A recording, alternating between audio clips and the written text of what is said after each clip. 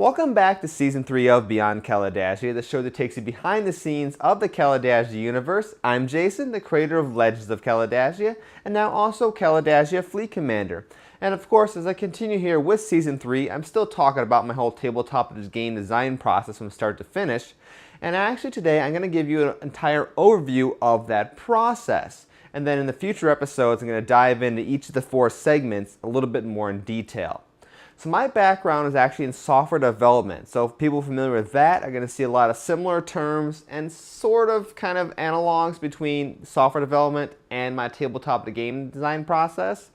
But either way, my design process is broken into 4 parts. You have the alpha phase, the beta phase, the release candidate phase, and finally production. So let's start talking here with the alpha design phase.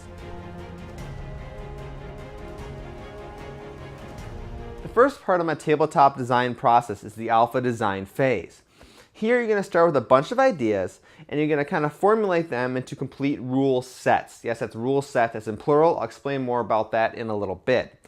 But the important aspects here are test everything and rapid development. Try stuff, fail, try it again, and improve on it. Literally come up with a set of ideas, put together some basic rules for those ideas, build an alpha design kit as seen in episode 2 so you can test out those ideas and see what happens.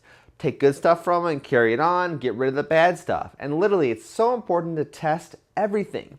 Even if an idea seems stupid, cheesy, broken, ridiculous, worthless, just give it a try anyway. You're bound to learn something. That's the important part here in the alpha design phase. You test out all your ideas and you learn what's best and what's not, and you move along.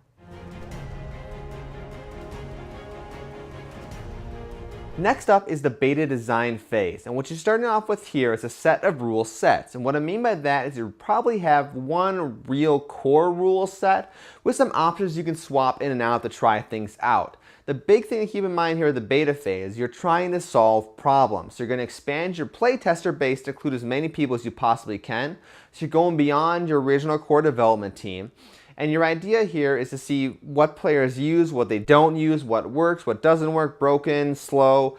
You're just trying to improve your rule set altogether. But the important thing here to keep in mind also is that your rule set you start with in the beta phase, or at the beginning of the beta phase, does not have to survive through the beta phase. As I mentioned, Kalidasia Fleet Commander before went through a major rewrite in the beta phase because, well, the game as it wasn't fun. So it's perfectly fine to take what you've learned from your beta phase and go back in the alpha phase and do this whole thing all over again. The third step of this process is the release candidate phase. And this is all about details and getting your game ready for manufacturing. So first of all, if you have not done so, you need to pick a manufacturer or a publisher or printer, whatever you plan to do. Because you've got to get all your components into whatever format they require for production. Next, when it comes to details, you need to focus on one with a rule book, stat cards, things like that. You need to see, are all the rules actually there?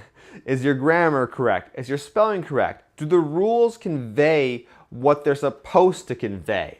And there's a lot more details about how you actually complete these objectives, and later on in future episodes I will talk about that more, but just keep that in mind for right now. And the other thing about the release candidate phase is that unlike alpha and beta, it's really not a parallel development. You got to create a release candidate, get it sent off to the manufacturer, get it back, verify that it's good, and if it is, you can move on to production. If not, well, go ahead and make another release candidate and try it all over again.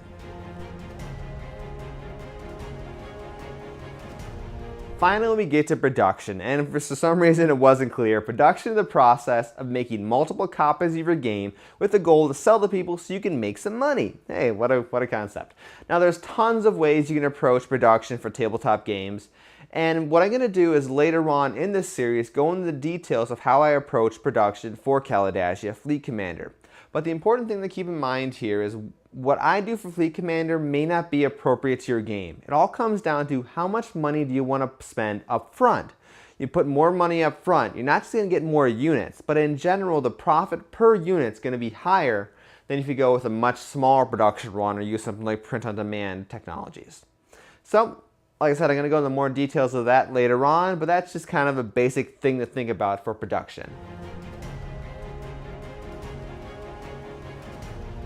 Well, there you go. Those are the 4 steps I use at tabletop game design. Like I said, in future episodes of this series, I'll go on each of those 4 stages in a lot more detail.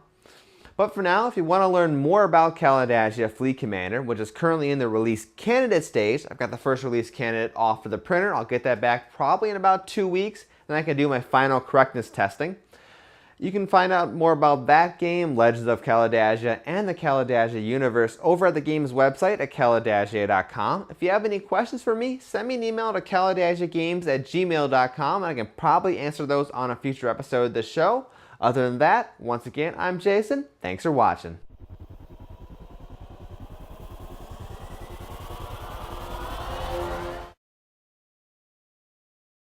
Finally, you get to production, and for some reason it wasn't clear, production is manufacturing multiple copies of your game to sell to people so you can make some money. Now, there are tons of ways you can manufacture tabletop games, and what I'm going to do is later on in this series go into details of how I approach production for Kalidasia Fleet Commander.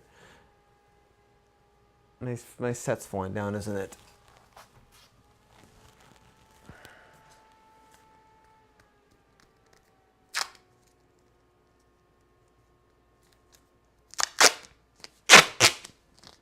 I really need a better way to do this, and I'm not sure what it is.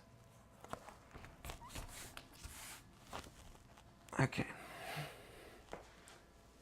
Because I don't have, it's not practical to have a PVC frame hiding somewhere in this apartment. 3, 2,